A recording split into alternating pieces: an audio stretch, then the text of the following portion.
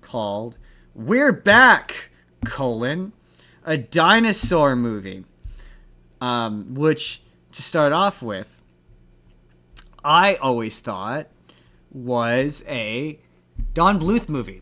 For many, many years, I thought it was a Don Bluth movie. I was positive that We're Back, a Dinosaur Story was a Don Bluth movie. I It can is see why you say not. that. It is not. It is in fact a Steven. It's not a. It's a not directed by Steven Spielberg. It's directed by a bunch of names that you don't know, and written by people you don't know. Apparently, it's based on a book of the same name. Really? But Huh. it is produced by Steven Spielberg. It's not produced by Steven Spielberg. Is the book as dark as the movie's ending? With Oh, a man oh. with a man getting eaten alive by crows? I tried to look up the book. I couldn't find any information on it. But interesting. Music is done by James Horner. That's what it is. It's not specifically made by Steven Spielberg. It's produced by Amblin Entertainment, which is Steven Spielberg's production company. So he's not directly involved in it. For those of you unfamiliar with We're Back, a Dinosaur Story, it's about three dinosaurs who are taken from prehistoric times and given a intelligence increasing cereal called brain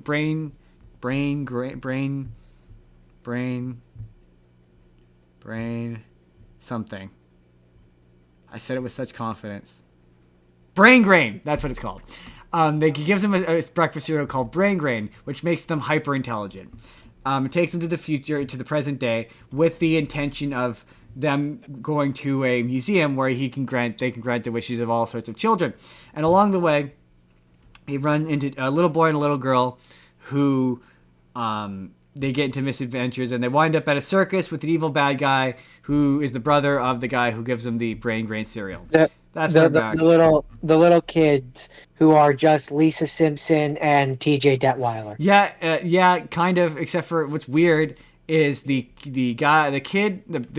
boy is played by a kid, and Lisa Simpson is an adult. And there's a lot of weird romance scenes when you remember that, where you're like, "Oh, this makes me uncomfy." Um, If it makes you feel any better, they probably never met each other. and this movie, it's an hour and 4 minutes minus credits. It's not long enough, and it's missing stuff. My big thing with this is like it doesn't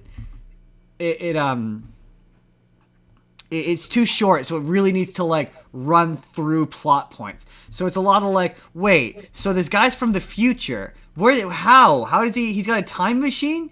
And he talks about how he made a lot of money selling this intelligence increasing cereal. So like he's decided to go back in time and grant wishes, but it's never really explained. It's not really ever explained why the bad guy is evil. There's a deleted scene where he explains that crows pecked out his eyes because like something got in his eye and the crow went for him and it drove him mad, and that's why he's created this evil circus.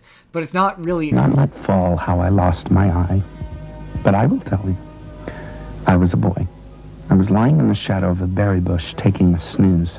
One of the berries, just one, fell upon my eye. Just there. A hungry bird spied the berry.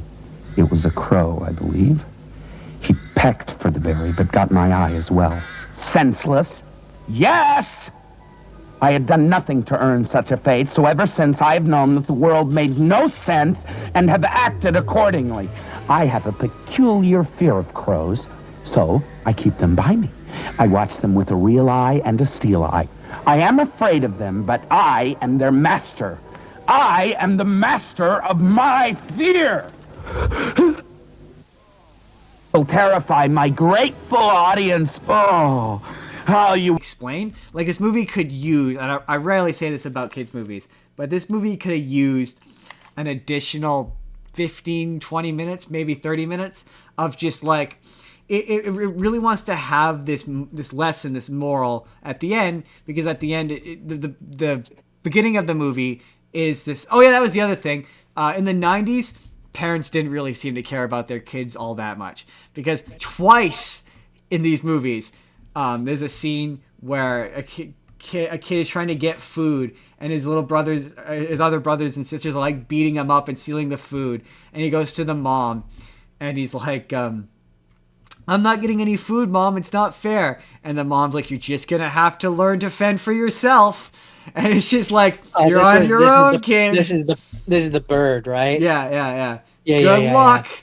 And then he goes to run away, and he meets the T-Rex, who then tells him the story of of what happens in the movie. The T-Rex who is playing golf, which sort of implies that like this is further in the future where I guess humans are just okay with the T-Rex. Right. You would think that, right? But then to skip ahead, it gets to the end of the movie, and it's like he shows up. He says what happens to the kids, and it's like no, it just kind of implies that this just happened like last week. Like these events are recent. It's not years later. This is like fairly recent. He's just on a break from the and at the end they're all like, no, you can't tell the adults because the adults will freak out. So no, it's still implied the fact that he's a real dinosaur is completely like fake. I mean, so I guess the professor, the brain drain one, he just must have reserved the golf course for him, eh? Well, what's funny is like, so yeah, he takes them, and then he's like, okay, so you need to get to the Museum of Natural History, and you didn't say it right, Justin. It's the Museum of Natural History. Wink. The Museum of Natural History. The Museum of Natural History. Yes.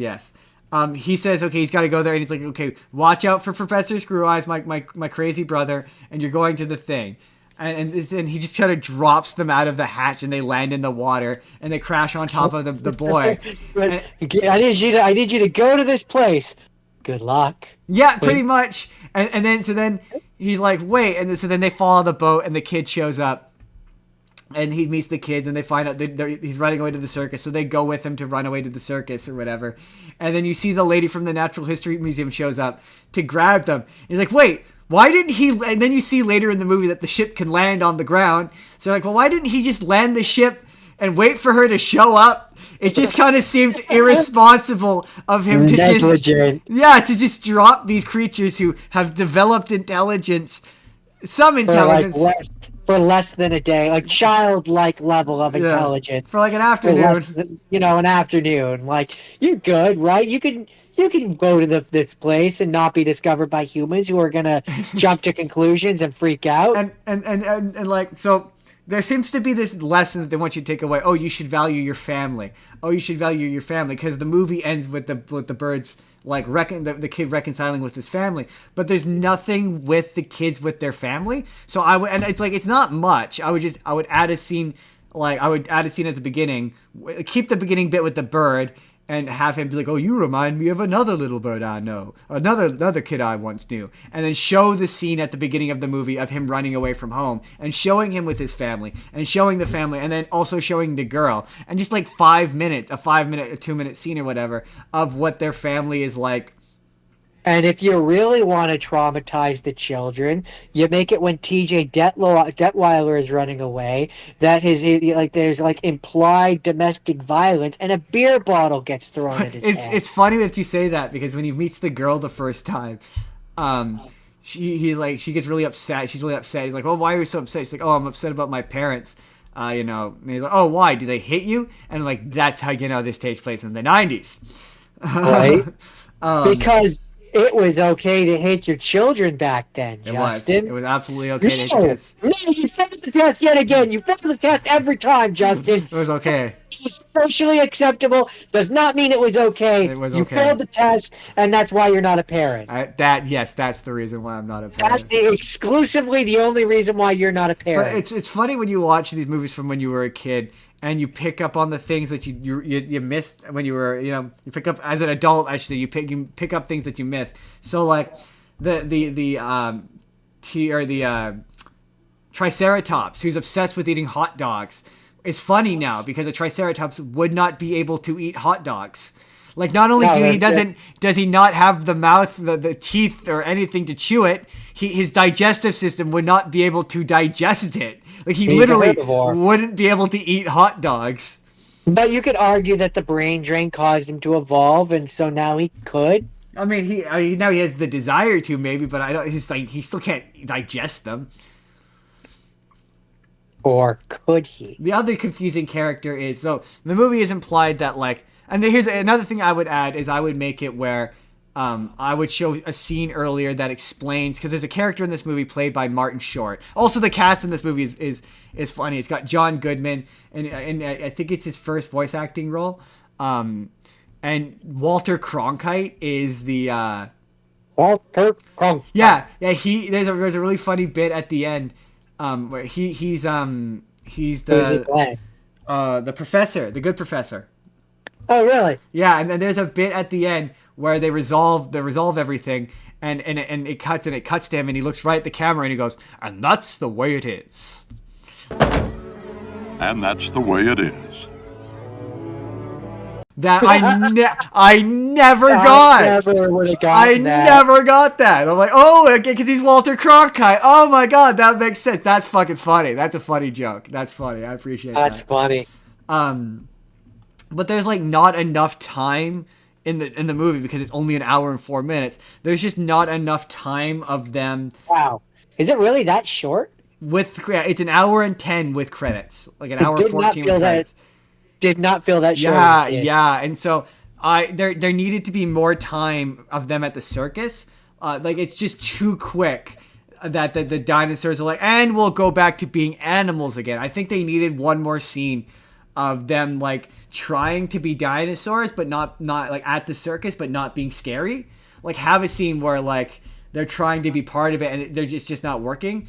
And like they're like, And then that's when he feeds them the brain drain. yeah, and like you have it where he's like fucking with the kids or whatever he's making, and they're like, okay, let the kids go, and then yeah, so then that means more, because otherwise it just happens really fast and it kind of watches over you. And when you see them, like it's genuinely a scary moment. Everything with Professor Screwwise is very scary. So it's just like, yeah, we needed a moment of like to establish the stakes, I think. For it to work for me. I also there's a character called Stubbs the Clown, played by Martin Short, he is a very confusing character because his entire desire is he wants to make people laugh, but Professor Screwwise has a scary circus, and it's sort of implied that it wasn't always a scary circus. Like Stubbs says at one point, he's like, oh, things have gotten weird. It has gotten weird.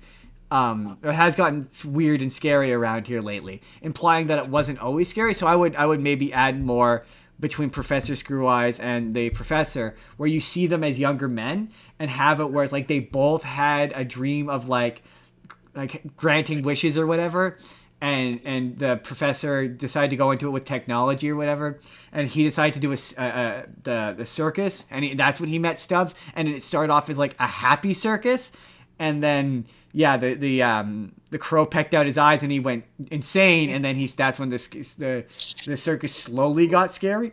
Because I would have also then had a scene where like to pile on that, where it's like Stubbs is talking to Screwwise, where he's like, what happened? Because I can picture it in my mind, where he's like, what happened to you? You used to be fun and funny, and Screwwise like turns around and snarls, like, I was never funny. I was always scary. Yeah, like yeah. This is what it was. Yeah, exactly. And then that way, like, and make it and like really lean into like his thing with crows or whatever. So that way, when the crows eat him at the end, I mean, there is a deleted scene, like I said, that sort of explains his deal and stuff. But I would have had more with the crows, and yeah, I would have had it where he wasn't always evil, because there's a moment at the end where he's like, oh, come with us and be good, but there isn't like any hint that he's capable of that. I would have added that. And yeah, Stubbs has this big freak out at the end where he's freaking out at I quit. yeah, like, you want to know why they're laughing? Because that's funny. That's